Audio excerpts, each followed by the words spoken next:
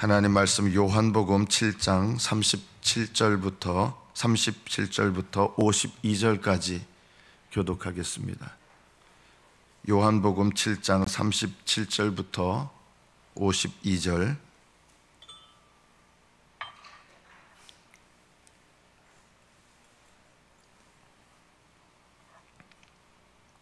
(37절부터) 교독합니다. 명절 끝날 곧 큰 날에 예수께서 서서 외쳐 이르시되 누구든지 목마르거든 내게로 와서 마시라.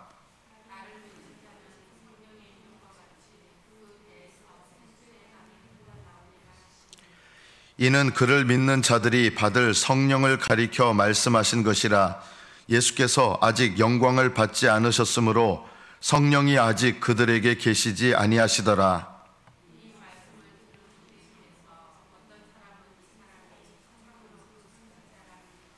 어떤 사람은 그리스도라 하며 어떤 이들은 그리스도가 어찌 갈릴리에서 나오겠느냐.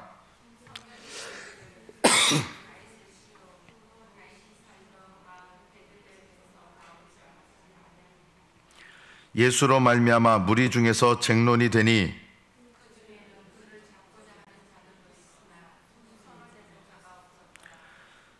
아랫사람들이 대제사장들과 바리새인들에게로 오니 그들이 묻되 어찌하여 잡아오지 아니하였느냐.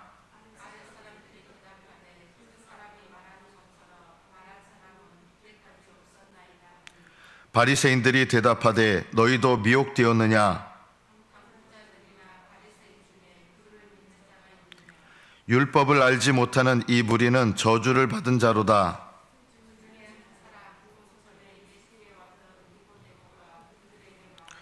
우리 율법은 사람의 말을 듣고 그 행한 것을 알기 전에 심판하느냐.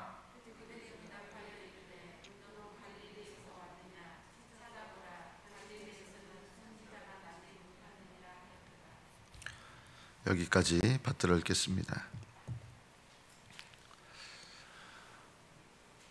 예수님께서는 마리아의 몸에서 태어나시기 전에 이 땅에 이미 여러 번 오셨습니다. 아브라함이 살아있을 때도 아브라함을 만나주신 분이 사실은 예수님이십니다. 아브라함이 천사 셋이 자기에게 찾아왔는데 그 중에 한 분은 그냥 천사가 아니었어요. 그분은 아마 사람의 모습으로 보였을 겁니다. 그러나 사람이 되신 분은 아닙니다. 예수님께서 모세가 만났던 하나님 누굽니까? 저는 예수님이시다. 그분도. 떨기나무 가운데서 나타났던 그 하나님이 누구시냐? 저는 예수님이시다. 삼손의 부모가 만났던 하나님이 누구냐? 저는 예수님이시다. 구약시대에 사람들이 하나님을 만난 여호와의 사자, 하나님을 만난 기록인데 그게 다 누구냐? 하나님을 만났다면 그분은 다 예수님입니다. 육신으로 사람으로 오시기 전에 예수님께서 사람의 모습으로 오신 거예요. 사람이 되신 건 아니에요. 사람으로 오신 것은 마리아의 몸에서 태어나신 다음부터 사람으로 오셨습니다. 그리고 예수님은 영원히 사람으로 계십니다. 물론 하나님의 아들이십니다. 제가 이 이야기를 왜 하느냐면 예수님은 마리아의 몸에서 태어나기 전에도 이미 계셨습니다. 하나님 아들이시니까. 언제부터 계셨습니까? 영원부터 계셨습니다. 아버지와 함께 계셨습니다. 성령님도 역시 마찬가지입니다. 성령님은 하나님이시기 때문에 영원부터 계십니다.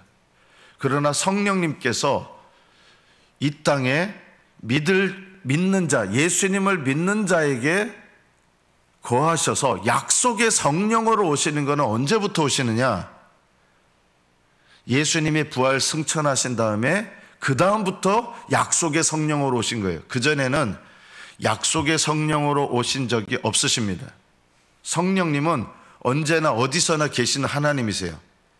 성령님은 안 계신 곳이 없으세요. 그런 의미에서 보면 성령님은 만물 가운데도 계시고요, 불신자 가운데도 계십니다. 이상하게 들리십니까? 성령님은 안 계신 곳이 없으세요. 그러나 약속의 성령으로서는 누구에게만 계시느냐? 예수님을 믿는 자에게만 계십니다. 예수님께서 부활 승천하시기 전에는 약속의 성령으로 오신 적이 없습니다. 성령께서 구약시대에도 오셨어요. 삼손에게도 임하셨고 다윗에게도 임하셨고 선지자들에게 임하셨습니다. 그러나 약속의 성령으로 임하신 것은 아니었습니다. 성령님께서 언약의 성령, 약속의 성령으로 임하시는 것은 언제부터 임하셨느냐? 예수님께서 부활 승천하시고 영광을 얻으신 다음에 주님께서 성령님을 그리스도의 영으로 보내시는 거예요. 믿는 자들에게. 그래서 우리가 받는 성령님, 예수님을 믿는 사람들이 받는 성령님은 약속의 성령이라고 하고 또는 그리스도의 영입니다. 왜냐하면 부활하신 예수님의 영으로 오시는 거기 때문에. 그래서 성령님께서 예수님께서 보내시는 약속의 성령으로 오신 것은 언제부터 오셨느냐? 오순절 때부터가 처음입니다. 예수님이 승천하시고 마가의 다락방에서 제자들이 기도할 때 오순절날 성령이 임했습니다. 그때가 바로 믿는 자들이 받을 성령으로 임하실 약속의 성령으로 임하신 첫 번째 때입니다. 그전에는 약속의 성령으로 임하신 적이 없으십니다. 예수님은 영원부터 계셨지만 사람이 되셔서 오신 것은 마리아의 몸에서 태어나실 때부터인 것처럼 성령님께서 약속의 성령으로 오신 것은 예수님께서 부활 승천하신 다음부터입니다. 그래서 믿는 너희 누구든지 목마르거든 내게로 와서 마시라. 내게로 오라는 것은 죄인됨을 깨닫고 예수님을 주님으로 믿는 것을 말하는 거예요. 예수님께로 간다는 것은 뭘 말합니까? 세상을 내려놓는 거예요. 예수님을 내 인생의 주님으로 모시려면 어떻게 되느냐? 세상을 내 인생의 주인 노릇했던 세상들을 내려놔야 돼요. 그래야 예수님을 주님으로 모셔드릴 수 있어요. 예수님께 나간다는 건 뭡니까? 내 자신을 더 이상 의지하지 않는 것입니다. 주님만을 의지하는 것입니다. 주님 아닌 다른 것을 의지하는 것, 내려놓으시는 것, 이게 예수님께 나가는 거예요. 여러분, 나는 주님만 의지한다고 생각하십니까? 가만히 보면 우리는요, 자식 의지하고요, 돈 의지하고, 주님이 안 계신 거는 두렵지 않은데 돈이 없는 건 두려워한다 그러면 돈을 의지하는 거예요. 주님을 의지하지 않는 거는 뭐 아무렇지 않은데 내가 자식 의지하는 거는 내가 이거 큰일이다 생각하면 이건 자식이 우상이에요. 자식이 주님이에요. 주님께로 나간다고 하는 거는 예수님을 주님으로 영접하는 거예요. 예수님을 주님으로 영접한다는 말은 예수님 이외에 다른 어떤 것도 의지하지 않는 것을 말하는 것입니다. 이게 주님께 나가는 거예요. 주님께 나가는 것은 단번에 되어져야 되지만 또 예수님을 영접한다면은 날마다 또 되어져야 될 일이에요. 내게로 와서 마시라. 마신다는 건 또 뭘 말합니까? 예수님께로 가는 거는 예수님을 주님으로 모시는 신앙을 말한다 그러면 마시는 거는 예수님을 믿는 자들이 받는 성령을 말하는 거예요. 성령님이 내 안에 오시는 거예요. 여러분 안에 성령께서 인격적으로 오시는 것은 예수님을 믿는 순간에 오시지만 여기 마신다고 하는 것은 성령께서 내게 인격적으로 오시는 것만을 말하는 게 아니라 날마다 하나님의 성령으로 충만해져야 되는 거예요. 이게 마시는 거예요. 그래서 마시라 이 말씀은 현재형으로 되어 있습니다. 날마다 계속해야 될 일입니다. 하늘나라 가는 그날까지 성령님으로 충만해져야 됩니다. 여러분 안에서 성령님은 영생하도록 솟아나는 샘물이에요 이미. 그러나 그게 마시는 게 아니잖아요. 은혜가 있어요. 성령님은 내게 오셔서 영생하도록 영원히 솟아나는 샘물이 되시지만 그 샘물을 마시는 거는 내가 해야 될 일이에요. 이게 믿음이에요. 은혜가 없으면 믿음은 소용없어요. 성령님이 영원히 솟아나는 샘물이 아닌데 뭘 마십니까? 아무리 컵 가지고 마셔도요, 물이 없으면 아무 소용없는 거예요. 은혜가 있어야 돼요. 여러분이 마시는 거는 여러분의 믿음이지만 은혜가 먼저 앞서야 된다. 은혜가 뭡니까? 예수님께로 가서 날마다 성령으로 충만해지려고 사모하셔야 돼요. 이것이 없으면 여러분은 영생하도록 솟아나는 샘물이라 하셔도 여러분은 늘 목마르게 돼 있습니다. 아무런 기쁨이 없어요. 이 생수는 생수의 강이 흘러나오리라 하셨는데, 이것은 예수님을 믿는 자들이 받을 성령, 믿은 자들이 아니라요, 믿는 자들이에요. 성령님은요, 한번 믿었다고 계속 충만하지 않아요. 믿는 자들이, 믿는다는 것은 날마다 계속돼야 되는 거죠. 믿음이요. 믿는 자들이 성령을 받아요. 어떤 사람은 예수님을 믿었는데 그 다음에 중간에 안 믿는 분들이 있어요. 이런 분들은 성령을 받는 게 아니에요. 성령을 받았는데 성령님이 떠나시느냐? 그런 일 없습니다. 믿는 자가 약속의 성령을 받았는데 약속의 성령님께서 떠나시는 일이 있어요? 어떤 분들은 떠나신대요. 그런 일 없어요. 안 받은 거예요. 그거는요, 약속의 성령을 안 받은 거예요. 약속의 성령을 받았는데 성령님이 떠나신다고요? 그런 일 없어요. 그러면 성령님이 떠나지 않으면 어떤 일이 일어납니까? 성령님이 떠나시지 않는 사람은요, 하나님께서 그 사람을 책망하시고 깨닫게 하시고 예수님께 나올 수밖에 없게 하시고 의지할 수밖에 없게 하시고 책망도 주시고 고난도 주세요. 하나님을 경외하는 마음을 주셔서 주님을 떠나지 못하게 하시는 거예요. 그래서 성령 받은 사람은요, 주님을 못 떠나게 돼 있다. 왜요? 하나님을 경외하는 마음을 주시거든요. 성령 받은 사람은요, 주님을 떠날 수가 없어요. 고의로 떠나는 사람은 성령 받은 사람이 아니에요. 성령 받은 사람은 그렇게 되지 않아요.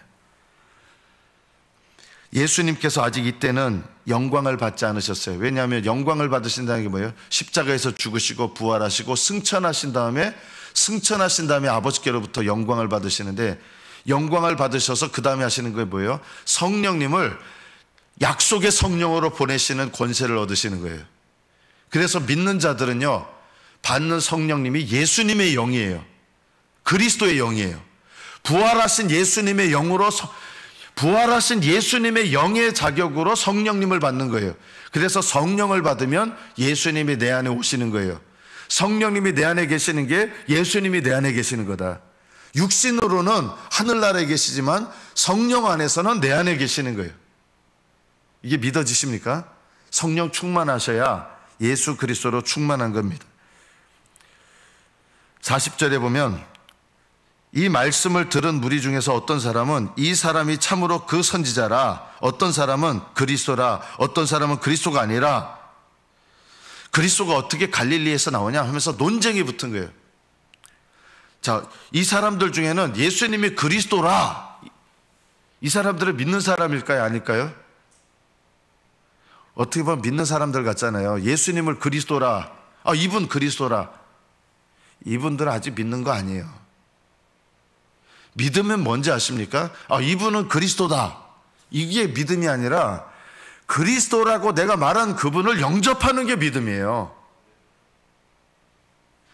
저분은 그리스도가 맞습니다. 말은 하는데 예수님을 영접하지 않아요. 예수님을 따르지 않아요. 그거는요, 믿음이, 참 믿음은 아니에요. 머리로 아는 믿음밖에 안 되는 거예요. 예수님을 그리스도라고 믿는다 그러면 그리스도를 영접해야 되고, 예수님을 영접했다면 예수님을 따르겠죠. 머리로만 믿는 사람은요, 저분 그리스도입니다 하는데 예수님을 영접하거나 예수님을 따르지 않아요. 이런 믿음은요, 구원받는 믿음이 아니에요. 그러니까 예수님을 그리스도라고 하는 사람, 그리스도가 아니라고 하는 사람, 두 사이에 뭐가 일어납니까? 논쟁이 일어나서 싸움이 붙었어요. 여러분, 싸우지 마세요.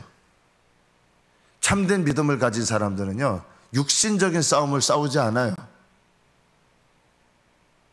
하나님의 성령을 충만하신 분들은요, 육신적인 싸움을 안 싸워요. 이 사람들은 그리스도다, 그리스도가 아니다면서 이 사람들은 예수님을 영접해서 무슨 예수님을 변호하면서 싸우는 게 아니라 머리로 이분 그리스도다 하지만 정작 이 사람들은 예수님을 따르거나 예수님을 영접하는 사람들이 아니에요. 그냥 논쟁만 하는 거예요. 서로 맞다 틀리다면서. 이거는 믿음이 아니에요. 논쟁하지 마십시오. 참된 믿음을 가진 사람들은요, 쓸데없는 논쟁, 쓸데없는 육신의 싸움을 안 합니다. 교회에서 싸우는 사람들이요, 성령 안에서 싸우는 사람들 없어요. 싸우지 마세요. 성령 받은 사람들은요, 육신적인 싸움을 싸우지 않아요.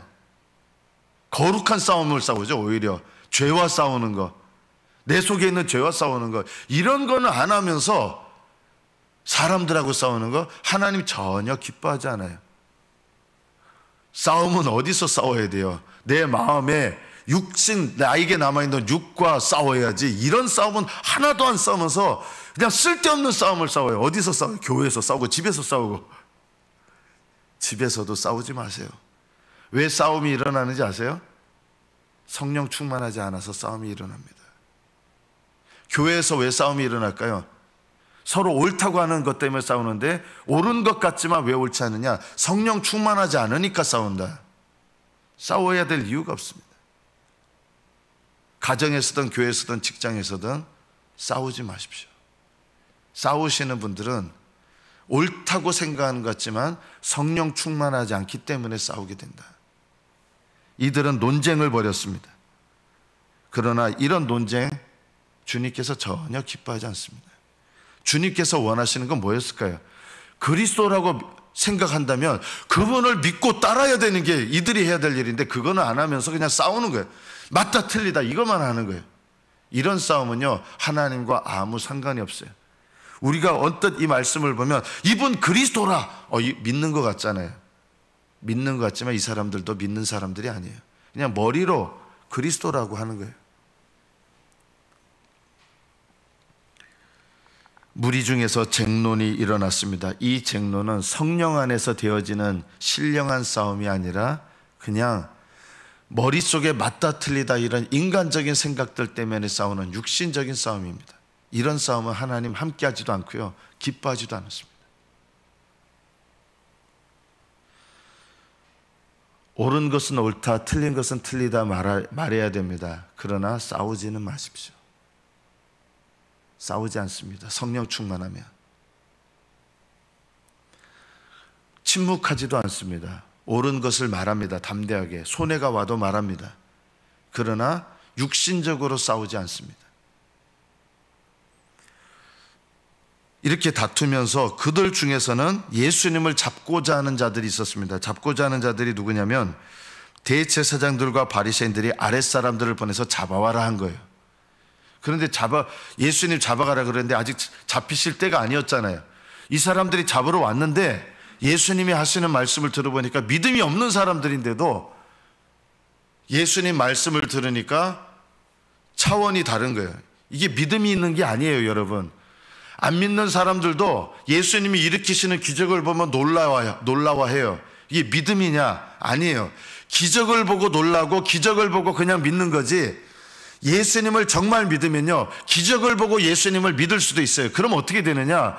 예수님을 영접하고 예수님을 따르고 예수님을 따르는 사람은 날마다 자기 부인의 역사가 일어나거든요. 그런데 기적만 보고 따르는 사람들은 어떤 게 일어나느냐? 그냥 놀라기만 하고 믿는 것 같은데 내 속에 어떤 영적인 싸움은 하나도 안 일어나요. 그 중에 대표적인 사람이 마술사 시몬이라는 사람입니다.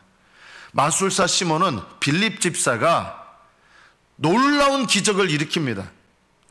그걸 보고 자기도 이 마술사인데 자기는 속임수로 하고 막 이러는 건데, 사람들을 미혹하는 마술사인데, 와, 이거는 차원이 다른데 하면서 이 마술사 시몬이 빌립이 전하는 예수님을 믿습니다. 세례까지 받습니다. 전심으로 빌립을 따라다닙니다. 그런데 어떻게 되는지 아세요? 이 사람은 멸망합니다. 믿고 세례받고 빌립 집사를 따라다니는데도 멸망하는 거예요. 왜냐하면 믿음을 가진 적이 없었거든요. 기적 때문에 놀라고 기적 때문에 따르고, 내가 이 사람 따르면 내가 아주 차원이 다른 그런 능력을 갖게 되겠구나, 이런 마음으로 빌립 집사를 따라다녔어요. 세례까지 받았어요. 예수님 믿고 세례까지 받았는데 구원 못 받았어요. 왜냐하면 믿음이 없었기 때문입니다. 이 군병들도 예수님 말씀하시는 것 듣고 감동이 돼서 예수님을 영접한 게 아니라 차원이 다른 예수님의 말씀을 듣고 신적인 두려움을 느낀 거예요. 손을 잡으려고 하는데 손을 못 댄 거예요. 어제도 그런데 오늘 말씀도요, 아직 주님의 때가 아닌 거예요. 주님의 때가 아니면 하나님은 예수님을 넘겨주시지 않아요. 사람들이 아무리 주님을 잡으려고 해도 못 잡아요. 하나님의 때가 됐기 때문에 예수님을 넘겨주시고 십자가에 못 박도록 허락하시지, 하나님의 때가 아니면 그 어느 누구도 예수님을 붙잡아가지 못해요. 예수님께서 잡히시던 날에도 군병들이 몽댕이하고 횃불 들고 칼 들고 예수님 잡으러 왔는데 예수님 말씀하시니까 놀라가지고 다 자빠졌어요. 그러나 주님께서는 하나님의 때가 됐기 때문에 끌려가신 거예요. 예수님께서 말씀하시면, 그 권능으로 말씀하시면요, 다 엎어지고 두려워서 누가 감히 잡아요. 우리도 마찬가지예요. 저는 이런 생각이에요. 하나님이 함께 하시는 한 사람이요, 하나님이 함께 하지 않는 수많은 사람들보다 더 강합니다. 이걸 믿으셔야 됩니다. 하나님이 함께 하지 않는 수없이 많은 사람보다 하나님이 함께 하시는 한 사람이 더 강하다. 이게 믿음의 역사입니다. 하나님께서 내게 어떤 고난을 당하게 하신다? 그건 하나님 이거예요. 너는 이 고난을 겪어내라고 하는 뜻이에요. 하나님이 허락하지 않으면 음부의 권세가 믿는 자들 삼킬 수가 없어요. 그리스도인들요, 음부의 권세가 삼킬 수가 없어요. 왜 하나님께서 우리를 고난 가운데 두시냐? 너는 이 고난을 겪어내라 하고 고난을 받게 하시는 거예요. 그래서 내게 고난이 오면 우리가 어떤 태도를 가져야 됩니까? 하나님, 제가 이 고난을 겪도록 하나님이 허락하셨기 때문에, 허락하셨다면 이 고난을 통해서 하나님께서 이루어 가시고자 하는 뜻이 있는 거 아닙니까? 그러면 하나님, 이 고난을 이겨낼 수 있는 믿음을 달라고 기도하셔야 돼요. 고난을 없애달라고 기도하지 마세요. 아니, 하나님이 고난을 받도록 허락하셨는데 고난을 없애달라고 맨날 기도하니까 고난이 없어지겠습니까? 이 고난을 겪어내라고 주시는 고난인데 고난을 없애달라고 하면 하나님 뜻이 아니잖아요. 어떻게 기도하셔야 돼요? 하나님, 이 고난을 이겨낼 수 있는 믿음을 달라고 기도하세요. 이 고난에 넘어지지 않도록 도와달라고, 지켜달라고 기도하세요. 하나님, 이 고난 가운데서 하나님의 뜻을 이루게 해달라고 기도하세요. 그러면 하나님 지켜주셔서 고난 가운데서 승리하게 하세요. 시험 가운데 승리하게 하세요. 이렇게 기도하셔야 돼요. 맨날 우리는 조금만 어려움이 다가오면 하나님, 이 시험 좀 없애주세요. 시험을 겪으라고 시험을 주셨는데 왜 시험을 없애달라고 없애주십니까? 우리가 이런 잘못된 기도를 너무 많이 드린다. 하나님께서 내게 감당할 시험을 주셨다면 어떻게 돼요? 감당하셔야 돼요. 이거 짊어져라면 짊어져야 되는 거예요. 겪어내야 돼요. 하나님, 감당할 수 있는 시험을 주신다고 하셨으니 없애주십시오. 이게 아니라 하나님, 감당할 수 있는 힘을 주십시오. 믿음을 주십시오. 이 시험을 이겨낼 수 있도록 도와주십시오. 이렇게 하셔야 돼요. 때로는 하나님께서 여러분을 비참한 지경에 허락하실 때 있어요. 그러면 하나님, 이 비참한 가운데서 낙심하지 않게 하시고, 이 비참한 것 때문에 제가 절망하지 않게 하시고, 오히려 하나님 이거 겪어내고 승리하게 해달라고, 그렇게 기도하셔야 된다. 이것이 바른 기도입니다. 바리새인들이 잡고자 했는데 군병들이 도저히 못 잡는 거예요. 두려운 마음이 든 거예요. 예수님을 믿은 건 아닌데 그 권세 앞에 두려움이 든 거죠. 그냥 돌아갔어요. 그러니까 화가 나서 묻습니다. 아니, 어찌해서 잡아오라 그랬는데 잡아오지 않았느냐 하니까 아랫사람들이 이렇게 대답합니다. 그 사람이 말한 것처럼 말한 사람은 지금까지 없었습니다. 차원이 다른 말씀을, 저는 그분처럼 말하는 것을 들은 적이 없습니다. 이게 믿었다는 뜻이 아니에요, 여러분. 예수님의 말씀의 권위가 있었다는 거예요. 야, 이 바보 같은 녀석들, 너희도 속 미혹됐느냐? 이렇게 화가 났습니다. 당국자들이나 바리새인 중에 그를 믿는 자가 있느냐? 예수님 믿는 사람은 저주받은 사람들이다. 아주 큰 오해를 한 거죠. 누가 저주받은 거예요? 사실은 본인들이 저주받은 거예요.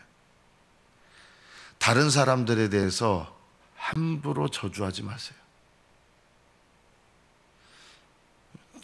당국자들이나 우리 같은 바리새인 중에 예수 믿는 사람이 있어? 그런 놈이 있으면 그거 저주받은 놈이야. 오늘 본문에 우리가 알고 있던 또 다른 이미 앞에 등장했던 한 사람이 또 나옵니다. 누구냐면 니고데모입니다. 요한복음 3장에 나오죠. 네가 거듭나야 된다. 이 말씀을 듣고 이해가 안 돼서 돌아가긴 했는데, 니고데모는 아직까지도 이때 예수님을 영접한 것은 아니었어요. 영접한 것은 아니지만 계속 심적으로 갈등을 겪고 있는 상태였을 겁니다. 다른 동료 바리새인들이 이런 얘기를 하니까 이 니고데모란 사람은 요즘 말하면 국회의원급이라 그랬잖아요. 이 사내들인 공의회 회원이었어요. 바리새인들 중에서도 탑급인 사람이에요, 니고데모가. 그러니까 이 니고데모가 이 얘기를 듣고 이렇게 얘기합니다. 우리 율법은 그 사람의 말을 듣고 행한 것을 알기 전에 심판하느냐? 이 얘기를 하면서 속마음을 은연중에 얘기한 거예요. 내가 봤을 때 그분은 잘못된 게 하나도 없으신 분이시다. 내가 봤을 때 그분은 틀린 것이 하나도 없는 분이다. 내가 봤을 때 그분은 사람을 속이는 것이 없는 분이다. 아직 받아들이기 어려운 말씀을 하시긴 하지만 그분의 말이나 그분의 행동이나 그분의 어떤 것도 거짓말을 하실 분은 아니다. 이 말을 한 거예요. 그 사람의 말을 듣고 행한 것을 알기 전에 심판하느냐? 그러니까 동료 바리새인들이 이렇게 얘기합니다. 야, 여보시오. 야라고는 안 했겠죠. 탑급이니까. 당신도 갈릴리에서 왔소? 이 갈릴리 촌뜨기가 와가지고 이 사람들은 지금 요즘 말로 말하면 이거예요. 우리는 저기 하버드 출신이고 MIT 출신이고 서울대 출신인데 어디서 공부도 안 한 것이 와가지고 노벨상을 받겠다고 와가지고 우리는 세계 최고의 권위 있는 학교에서 저 박사과정 받고 우리도 아직 노벨상 받아야 되는데 어디서 전혀 공부도 안 한 게 와가지고 노벨상을 받겠다고 사람들 와 이런 느낌이죠. 이 니고데모한테 야 너도 갈릴리 출신이냐? 생각해봐라. 갈릴리에서는 선지자가 나지 못하느니라. 이런 말씀 없거든요, 성경에요. 이런 말을 왜 했어요? 이게 교만하니까 이런 말을 하는 거예요. 이 바리새인들의 모습 또 우리에게 있다. 우리에게 어떻게 있습니까? 어느 누구나 이런 마음이 있어요. 육신적인 마음이요. 누군가를 무시하는 거. 돈 없다고 사람 무시하지 마세요. 배운 거 없다고 무시하지 마세요. 직분 없다고 교회에서는요, 직분 없으신 분도 있잖아요. 무시하면 안 돼요. 어느 누구도 우리가 무시할 사람은 없다. 우리는요, 하나님의 은혜 받아서 구원받은 사람이지 내가 은혜 받을 만한 무슨 조건이 요만큼이라도 있어서 구원받은 사람들입니까? 우리가요? 우리도 똑같이 하나님 은혜가 아니었다면 지옥에 있는 사람들보다 우리 인간적으로 보면 지옥에 있는 사람들 중에 우리보다 뛰어난 사람이 많아요. 우리가 그들보다 나은 게 하나도 없어요. 오직 하나님의 은혜로 구원받았어요. 은혜로 구원받은 것을 정말 내가 안다면, 그거를 정말 내가 안다면 다른 사람들을 우리가 멸시할 자격이 없습니다. 다른 사람들에 대해서 우습게 여길 자격이 없다. 공부 많이 하신 분들, 저는 그 백인들 보면 황인종이나 흑인종들을 아주 깔보시는 분들이 있어요. 백인들은요. 그 축구하다 보면 예전에 손흥민 축구선수 이렇게 놀리더라고요. 동양인 눈 작다고 놀리는 거예요. 인종이 다르다고 놀리지 마세요. 우리나라 사람들도 백인들한테는 열등감 가지면서 흑인들한테는 우월감 갖고요. 동남아 분들한테 우월감 갖잖아요. 우리 안에 없는 것 같지만 우리는 남을 멸시하고 무시하는 마음들이 있습니다. 갈릴리에서 선지자가 나지 못한다. 누가 그런 얘기를 했습니까? 자기들 교만하니까 교만한 말들이 나오는 거예요. 하나님 앞에 오늘 말씀을 통해서 성령 충만하십시오. 날마다 성령을 사모하십시오. 오늘 말씀을 통해서 싸우지 마시고 성령으로 충만하셔서 하나님께서 지켜주시면 다른 사람이 손을 댈 수 없다. 오늘 말씀을 통해서 다른 사람들을 멸시할 자격이 우리에게 없다. 참된 그리스도인은요, 다른 사람을 나보다 더 낮게 여깁니다. 낮게가 아니라 낮게, 시옷입니다. 나보다 더 낮게 여깁니다. 하나님 앞에 겸손한 사람은 사람에게도 겸손합니다. 그리고 겸손한 자야말로 담대합니다. 겸손한 자는 비굴하지 않습니다. 비굴한 사람은 겸손하지 않아요. 비굴한 사람은요, 나보다 더 밑에 사람 보면요, 아주 또 교만하거든요. 겸손한 사람은 겸손하지만 비굴하지 않습니다. 오히려 겸손한 사람이 가장 담대하고 가장 용감합니다. 하나님 앞에 늘 겸손하고 은혜를 사모하고 생수를 사모하고 하나님의 은혜 가운데서 믿음으로 하나님의 은혜 가운데 날마다 나아가시는 저와 여러분 되시기를 축복합니다. 기도하겠습니다.